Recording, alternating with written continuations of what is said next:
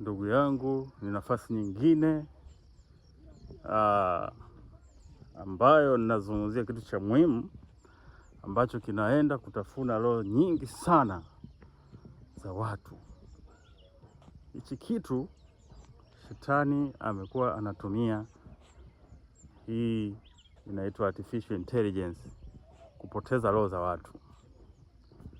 Tunaita AI. AI kwa kirefu chake inaitwa artificial intelligence. Ina kazi nyingi ambazo kwa matumizi ya kazi hizi zingine ni kazi ambazo ni nzuri na zinasaidia kazi. Manake ukitaka kutumia labda ni CV, utaitumia hiyo AI, itakuletea CV iliyo kamili. Ukitaka kuchapiwa barua, yani inakurahisishia mambo. Hutumia akili yako, ndio maana inaitwa akili mnemba, yani akili bandia, AI. Sasa unaweza ukasema kwamba ni kitu cha kawaida kutumia AI, ni kitu cha kawaida, lakini ngoja nikwambie mpango wa shetani jinsi ulivyo hapo. Shetani anaanza kwanza kuingia katika kurahisisha kazi ambazo tunazifanya kila siku, kama ni za ofisini au ni kazi zozote zile ambazo itakurahisishia kwa sehemu kubwa, hiyo AI.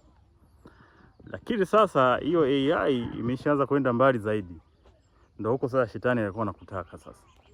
Huku ameanza kama anakuvuta, lakini huko anakoelekea, siku hizi hata watu wanatunga nyimbo kwa kutumia AI. Yaani AI inakupa maneno ya kuimba, na yale maneno ukiyaweka katika feature mbalimbali za AI, kuna vipengele fulani vya AI vingine, maana AI imegawanyika, itakutolea nyimbo, itakutolea vinanda, itakutolea magitaa, itakutolea na watu watakusaidia kuimba. Yaani wewe hujaimba, umeweka tu yale maneno, na yale maneno yenyewe hujatengeneza wewe, lakini kuna mwanamke pale ataimba, kuna mwanaume ataimba, na uwajui wametoka wapi. Biblia inasema hivi, tumsifu Mungu kwa roho na kweli. Tumwabudu Mungu kwa roho na kweli. Kwa roho na kweli. Zingatia hapo. Kwa roho, sio kwa AI, kwa roho na kweli. Lakini sasa hivi AI inaweza kukutungia album. Yaani nyimbo tu, unaweza ukaimba hii, ukaongea tu maneno yenyewe kabadilisha kuwa wimbo, na ukatoka wimbo ambao umeingia studio, umekurahisishia kila kitu. Na wale wanaoimba wajui, yani umekuwa paralyzed kiroho. Yani hapo kiukweli imekuwa inaleta shida. Sasa ni kujihadhari, kwa sababu ipo siku Mungu atatuhukumu. Atatuuliza, ulikuwa unaimba haya mashairi, uliyatoa wapi? Unasema niliweka kwenye AI. AI kumbe ni shetani mwenyewe. Hapo umepotea tayari. Ndio maana tukasema shetani ni muongo, yani yeye anafanya vitu karibu ambavyo vinakaribiana na uhalisia. Yani unaweza kusema ni kweli vinamsifu Mungu, lakini huo ndio uongo wake. Sasa huo unamsifu Mungu, AI inamsifuji Mungu. Watu wanaoimba wajui wapo pale, ujui, na hiyo inaweza kufanya generation ya huo wimbo kwa muda mfupi tu, inaweza ikachukua hata sekunde kadhaa au dakika kadhaa. Wewe umeweka tu maneno pale, wimbo umetoka. Lakini hata hawa wasanii wa muziki wenyewe wanafanya hivyo hivyo, wanapata muziki yao. Au ukaweka tu picha yako, wewe ukawa ndo unaimba, unalapu, unatembea, magari yanapita, sijui nini na nini. Aisee, ni uganga. Hayo ni mambo ya kishetani kabisa. Ukipata muda wa kumuuliza Roho Mtakatifu, atakufunulia kwenye hilo. Lakini ukienda kimwili, utadhani kwamba labda ndo unarahisisha mambo yako. Lakini kwa sababu siku hizi ni za mwisho, na siku hizi zinaenda mwishoni, shetani naye anajua ni siku za mwisho. Kwa hiyo naye anaongeza vitu ambavyo anaita maarifa, ili kuendelea kukamata roho za watu, roho za wateule. Na anayelindwa sana hapa ni mteule. Unamjua mteule? Mteule ni yule mtu ambaye ni anamtumainia Mungu kwa roho na kweli, au kwa jina lingine mteule ni mtakatifu. Kuna watakatifu wanaoishi duniani ambao wanaitafuta kweli. Duniani kuna watakatifu, japokuwa huwezi kujisifia kwamba wewe ni mtakatifu. Wewe mwenyewe unajua moyoni mwako kwamba wewe ni mtakatifu, kwa sababu pia una Roho Mtakatifu. Ukishakuwa na Roho Mtakatifu na anaishi nawe na unazishika amri za Mungu, unautafuta ufalme wa Mungu, wewe tayari ni mtakatifu duniani. Unatubu, unafuata kweli ya Mungu, wewe ni mtakatifu. Kwa hiyo kupitia AI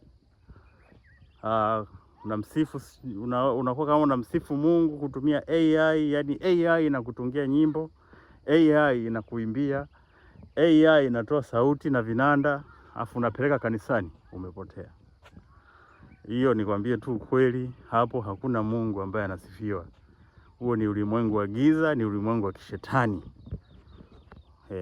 Ni ulimwengu wa kishetani, kwa sababu wanaoimba wajui, waliokutungia wimbo huwajui, waliopiga vinanda huwajui, hujui chochote.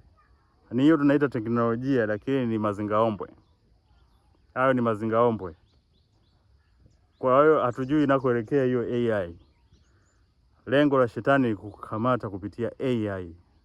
Ndiyo maana tukasema kwamba shetani anadili sana na mambo ya kiroho. Kimwili ni rahisi kutokuelewa, lakini kiroho ina madhara makubwa sana. Vingine vinaonekana ni vya kawaida. Hiyo AI saa nyingine, kuna mitandao ya kijamii wameweka baadhi ya vipengele. Unaweza ukajibadilisha kuwa samaki mtu, unaweza ukajibadilisha kuwa ndege, unaweza ukajibadilisha kuwa mnyama au lidudu tu fulani kwa kutumia hiyo AI. Yani wewe ukishaweka picha yako tu, nafikiri kwenye baadhi ya mitandao kama sio huko TikTok au mitandao mingine yoyote, ukianza kutumia hizo feature tayari umejiungamanisha. Mitandao ya kijamii itumike kwa ajili ya kumtukuza Mungu na sio kueneza kazi za shetani. Kwa hiyo unaweza kuwa unafanya kazi za kishetani au unapewa hata uchawi bila wewe kujua. Usiku unaanza kuota mara umebadilika, umekuwa kinyonga. Kumbe ni yale yale matumizi ya AI ambayo uliyatumia kupitia chombo chako cha social media, labda kama ni TikTok au ni vitu gani. Mara mwingine anajibadilisha na kuwa mdomo wa punda. Imekuwa ni shida. Imekuwa ni shida kwa kweli, watumishi wa Mungu. Muulize Mungu vizuri aweze kukuambia kwamba akufunulie kuhusiana na matumizi ya AI. Utakuja kugundua kuna ushetani umejificha nyuma ya AI, na wanaoona hilo tatizo pia sio wengi, ni wachache.